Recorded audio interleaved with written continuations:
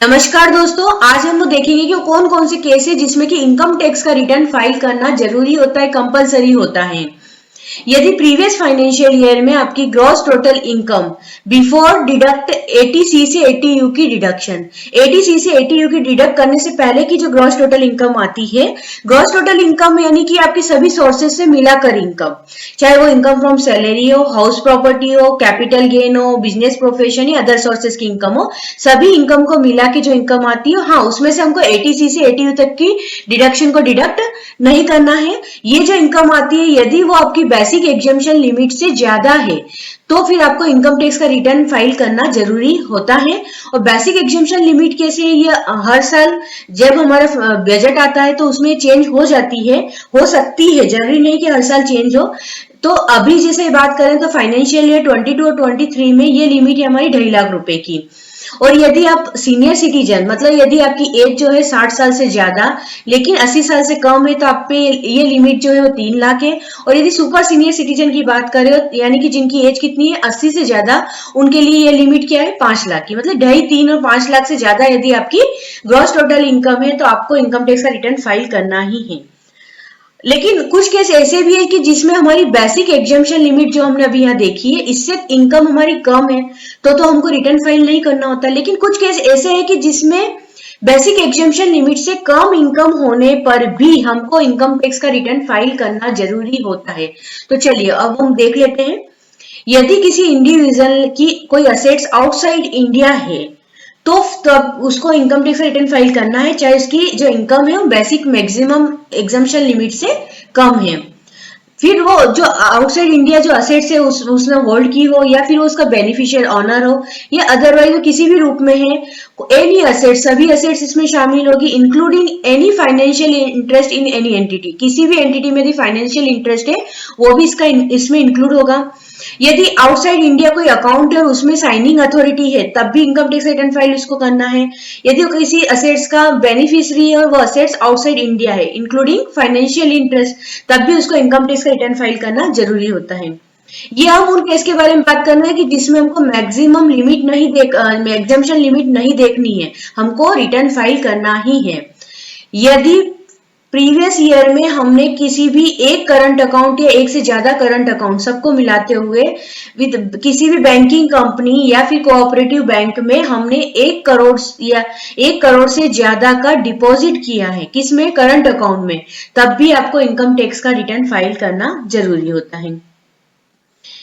यदि आपने अपने खुद के लिए या फिर किसी और दूसरे व्यक्ति के लिए प्रीवियस ईयर में 2 लाख रुपए से ज्यादा का फॉरेन ट्रेवल एक्सपेंसेस किया है तब भी आपको इनकम टैक्स का रिटर्न फाइल करना जरूरी होता है।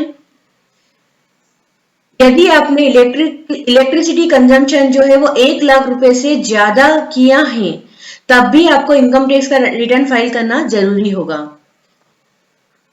यदि प्रीवियस ईयर में जो बिजनेस से सेल्स हो, टर्नओवर या ग्रॉस रिसिप्ट हो 60 लाख रुपए से ज्यादा है तब भी आपको इनकम टैक्स रिटर्न फाइल करना है, चाहे आपकी बेसिक एग्जम्पशन लिमिट से कम आपकी इनकम हो, आपको रिटर्न फाइल करना ही है।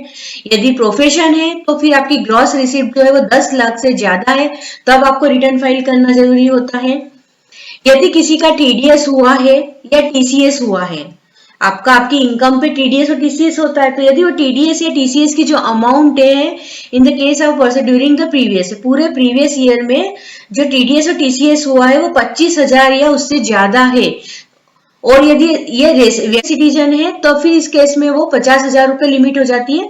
तो यानी कि टीडीएस और टीसीएस की जो लिमिट है 25,000 रुपए से ज्यादा और सीनियर सिटीजन के केस में 50,000 रुपए से ज्यादा है तब भी आपको रिटर्न फाइल करना होता है।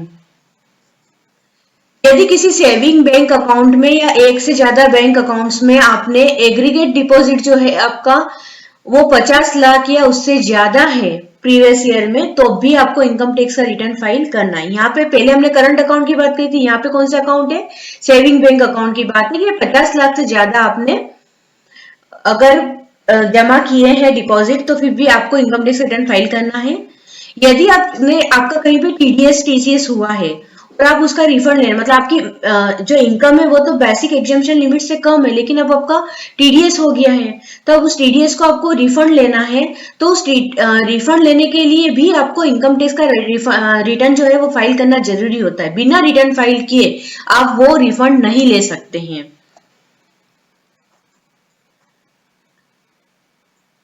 यदि कोई व्यक्ति सेक्शन 54 एंड 54F के अंतर्गत डिडक्शन एग्जाम्पशन लेना चाहता है, तो उस एग्जाम्पशन को लेने के लिए भी उसको इनकम टैक्स का रिटर्न फाइल करना होता है। इसमें कि देखिए, a person who want to claim exemption under section 54 and 54F where income before the exemption is more than the minimum exemption limit will have to file ITR। इस 54 और 54F को exemption लेने से पहले जो इनकम है वो आपकी एग्जाम्पशन लिमिट से ज्यादा है, तब आपको जो है इनकम टैक्स रिटर्न को फाइल करना होता है। सेक्शन 54 होती है कि जैसे आपने कोई हाउस प्रॉपर्टी को सेल किया और उसके बदले में फिर आपने हाउस प्रॉपर्टी परचेज कर ली है, तो आपका जो कैपिटल गेन हुआ वो आपका एग्जम्प्ट हो जाता है। और 54F होती है कि आपने कोई सी भी long term assets, capital assets आपने सेल की है और उसको आपने इन्वेस्ट कर दिया, री इन्वेस्ट कर दिया उस अमाउंट को। अब रेसिडेंशियल हाउस में, हाउस प्रॉपर्टी में आपने यदि उसको री इन्वेस्ट कर दिया, तो फिर आपको जो कैपिटल गेन हुआ था उस पे आपको क्या होती है, एग्जम्पशन मिल जाती है उस कैपिटल गेन की। तो इसके जहां पर ये सेक्शन 54 और 54F की आपको एग्जम्पशन लेना है, तो वहां भी आपको ध्यान रखना है कि जो इनकम हुई है before the exemption is more than the minimum exemption limit. जो एग्जम्पशन लिमिट से ज्यादा यदि उनकी इनकम बनती है और उस इनकम में हमको 54F की एग्जम्पशन नहीं लेना है, तो भी आपको इनकम टैक्स का रिटर्न फाइल करना होता है। कि जो लॉस हमारा किसी हेड में यदि हमारा लॉस हुआ है तो उसको कैरी फॉरवर्ड करना है। हमारे यदि ग्रॉस टोटल इनकम की बात करें तो वो तो बेसिक एग्जम्पशन लिमिट से कम है, लेकिन जो लॉस हमको कैरी फॉरवर्ड करना है उसके लिए भी हमको इनकम टैक्स का रिटर्न फाइल करना ही होता है। अच्छा, इसमें लॉस कैरी फॉरवर्ड इसलिए हमको करना होता है ताकि फ्यूचर में जाके क्या हो कि यदि हमारी इनकम हो तो उस वक्त हम इस लॉस से, वो इनकम क्या है, सेट ऑफ हो जाएगी, तो हमको इनकम टैक्स को जो है वो हमारा कम हो जाएगा। तो इसलिए हमको यदि कोई लॉस भी कैरी फॉरवर्ड करना है तो उसके लिए जरूरी है कि हम इनकम टैक्स रिटर्न फाइल करें। नहीं तो ऐसा नहीं है कि हम बाद में जाकर लॉस को कैरी फॉरवर्ड कर सकते हैं, तो ऐसा नहीं है। हमको जिस साल में लॉस हुआ है उसी साल में इनकम टैक्स रिटर्न फाइल करके हमको उस लॉस को कैरी फॉरवर्ड करना होता है। तो कंपनी या फर्म होने पर चाहे उसकी इनकम हो या लॉस हो, उसको हर साल इनकम टैक्स का रिटर्न फाइल करना जरूरी होता है। उनके ऊपर ये चीज लागू नहीं होती कि बेसिक एग्जम्पशन लिमिट से ज्यादा इनकम है या नहीं है। तो आज हमने देखा कि बेसिक एग्जम्पशन लिमिट से ज्यादा होने पर तो हमको रिटर्न फाइल करना होता ही है, साथ ही बहुत सारी ऐसी सिचुएशन है कि जिसमें हमारी इनकम तो बेसिक एग्जम्पशन लिमिट से कम है, लेकिन फिर भी हमको इनकम टैक्स का रिटर्न फाइल करना होता है।